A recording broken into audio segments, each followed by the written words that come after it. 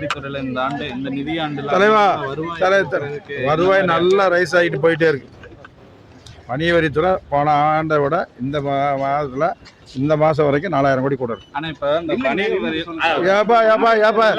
போதும் ரொம்ப நாள் ஆச்சு. அதெல்லாம் ஒண்ணு வேணாம், இது மட்டும் போதும். வணிக வரி அந்த இப்ப சொன்னதை மட்டும் கேக்குறாங்க, வேற ஒண்ணும் இல்ல. குறிப்பா சில நிறுவனங்கள் வந்து இந்த வரி ஏய்ப்புல ஈடுபடுறதுக்கு நம்ம துறையில இருந்து என்ன மாதிரியான வரி ஏய்ப்பில் இருக்கிறதுக்கு பூராத்தையும் அவங்க ஜிஎஸ்டி நம்பரை கேன்சல் பண்ணி ஒன்றிய அரசுக்கு அனுப்புகிறோம். அவங்க தான் டெலீட் பண்ணணும்.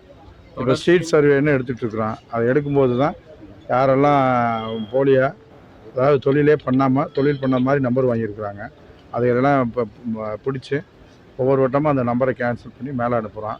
கடந்த ஆண்டை விட இந்த ஆண்டு இப்போவே ஒரு 4000 கோடி ரூபா அதிகமான வருவாய் வந்திருக்கு. இலக்கு எவ்வளோ வச்சுருக்கீங்க? இலக்கு வணிக வரிக்கு துறைக்கு மட்டும் 1,42,000 கோடி, பதிவுத்துறைக்கு 23,000 கோடி போயிட்டுருக்கு. அதோட எங்களுடைய அரசினுடைய இது என்னென்னா, நியாயமாக நேர்மையாக தொழில் பண்ணுங்கள், அதோட பொதுமக்கள்கிட்ட வாங்கின ஜிஎஸ்டியை அரசுக்கு செலுத்துங்கன்றதில் முனைப்போடு இருக்குது. அதனால் நேர்மையாக பண்ணுறவங்களுக்கு எல்லா உதவியும் பண்ணிகிட்ருக்குறாங்க. அதனால் வருவாய் வந்துகிட்ருக்கு. இப்போ கல்வி கடனில் தான் முக்கியமாக இருக்கிறோம். கல்வி கடனை நாடாளுமன்ற உறுப்பினர், மாவட்ட ஆட்சித்தலைவரும் இருக்கிறத விட ஒவ்வொரு ஆண்டும் நீங்கள் வங்கியிலேருந்து தொழில் பண்ணுறதுக்கு எந்த அளவுக்கு கடன் கொடுக்குறீங்களோ அதில் 1% ஏழை எளிய மாணவர்கள் படிப்பதற்கு நீங்கள் கல்வி கடனை நிறையா கொடுங்கன்னு சொல்லியிருக்கிறோம். ஆமாம், மீதியெல்லாம்